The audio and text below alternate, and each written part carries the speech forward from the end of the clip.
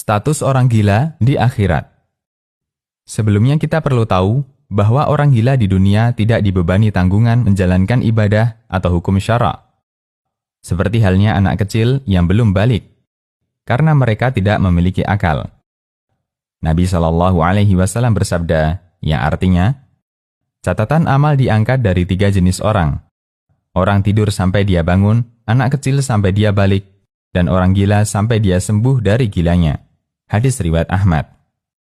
Mengingat mereka di dunia tidak dibebani syariat, maka di akhirat nanti, amal perbuatan mereka semasa gila juga tidak dipersidangkan di hari perhitungan amal atau yaumul hisab.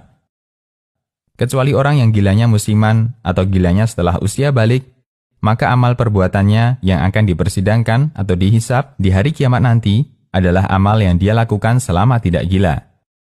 Apakah dia ke surga atau neraka? Allahu a'lam. Tergantung pada amal perbuatannya semasa tidak gila. Yang kita bahas pada jawaban ini adalah orang yang gila sejak kecil, yaitu sebelum memasuki usia balik sampai meninggal dunia, bagaimana nasibnya di akhirat nanti, di surga atau neraka? Para ulama merinci penjelasannya kepada 2 rincian. Pertama, apabila kedua orang tuanya atau salah satu dari keduanya muslim, maka dia dihukumi muslim dan nasibnya di akhirat dimasukkan surga. Syekh Ibnu Utsaimin rahimahullah menjelaskan, anak yang terlahir dalam keadaan cacat akal, hukumnya seperti orang gila. Dia tidak dibebani syariat.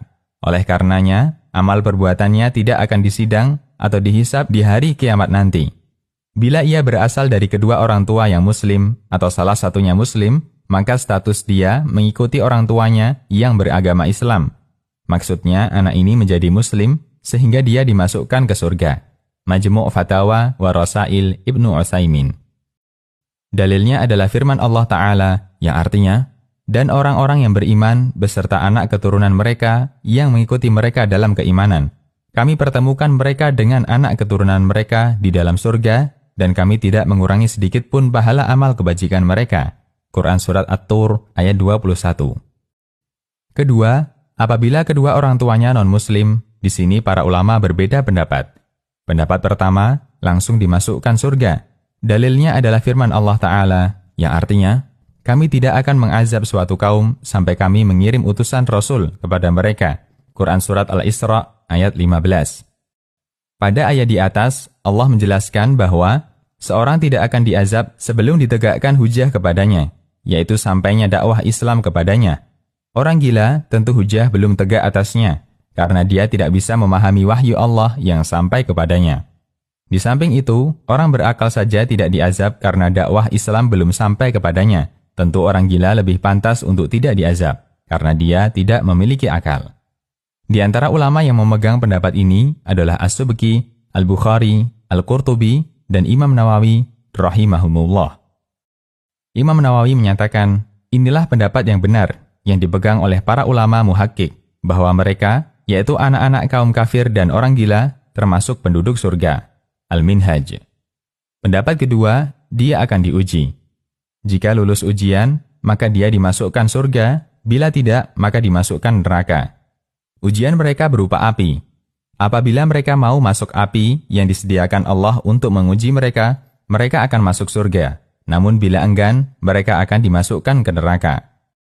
Pendapat ini dipilih oleh Al-Baihaqi, Syekhul Islam Ibnu Taimiyah, Ibnul Qayyim, dan Abu Abdul Bar, rahimahumullah. Syekhul Islam Ibnu Taimiyah, rahimahullah menyatakan, beberapa hadis sahih yang bersumber dari Nabi SAW menerangkan bahwa orang yang belum sampai dakwah Islam kepadanya ketika di dunia, seperti orang gila, orang tua renta, orang tuli yang menemui dakwah Islam, namun dia tidak dapat mendengar seruan Islam karena tuli yang dialami, kemudian ahlul fatrah, yaitu orang-orang yang hidup di zaman antara 2 nabi atau rasul, maka semua nanti akan mendapat perintah di hari kiamat kelak. Apabila mereka menuruti perintah itu, maka mereka dimasukkan surga. Namun bila tidak, maka dia berhak mendapatkan azab. Penjelasan ini adalah bentuk pembenaran daripada firman Allah Ta'ala yang artinya, kami tidak akan menghukum seseorang sebelum kami mengutus seorang rasul. Quran Surat Al-Isra ayat 15. Maka dari sini, Abu Hurairah berargumen bahwa anak-anak kaum musyrik tidak akan diazab sampai dia diuji terlebih dahulu. As-Safdiyah. Kesimpulan, dari dua pendapat di atas, pendapat terakhir inilah yang tampaknya lebih kuat. Wallahu a'lam bishawab. Karena sejalan dengan sabda Nabi SAW yang artinya, ada 4 jenis orang yang akan mengajukan banding pada hari kiamat nanti. 1. Orang yang tuli yang tidak dapat mendengar sesuatu pun. 2. Orang dungu atau gila. 3. Orang tua renta lagi pikun. Dan 4. Orang yang meninggal pada zaman fatrah. Orang yang tuli berkata, "Ya Tuhanku, Islam datang namun aku tak mendengar sesuatu pun tentangnya." Yang dungu berkata, "Ya Tuhan, Islam datang namun anak-anak kecil melempariku dengan kotoran hewan." Orang tua renta lagi pikun berkata, "Ya Tuhan, sungguh Islam telah datang namun aku tidak mengerti atau paham." Orang yang mati di zaman fatrah berkata, "Ya Tuhan, Rasulmu tidak mendatangiku." Lalu diambillah perjanjian dengan mereka untuk diuji. Kemudian akan diutus seorang utusan atau Rasul kepada mereka yang memerintahkan untuk memasuki api. Demi zat yang jiwaku berada di tangannya, seandainya mereka masuk ke dalam api tersebut, niscaya mereka akan merasakan dingin dan selamat dari azab. Hadis riwayat Ahmad dan dihasankan Syuaib al-Arnaud.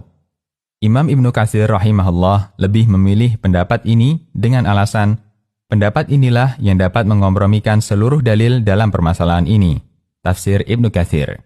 Syekh Muhammad bin Shalih al-Utsaimin rahimahullah menyatakan, anak yang terlahir dari kedua orang tuanya yang kafir, pendapat yang lebih tepat dalam masalah ini, bahwa anak itu nanti akan diuji di hari kiamat sesuai dengan yang Allah kehendaki. Demikian pula penjelasan tentang status orang gila, karena keduanya sama tidak memiliki akal, dan tidak dapat memahami pesan-pesan Islam. Bila mereka patuh, maka mereka akan dimasukkan surga, namun bila mereka tidak patuh, mereka akan dimasukkan ke dalam neraka. Majmu' Fatawa wa Rasail Ibnu Utsaimin. Demikian, wallahu a'lam bishawab. Konsultasi Syariah.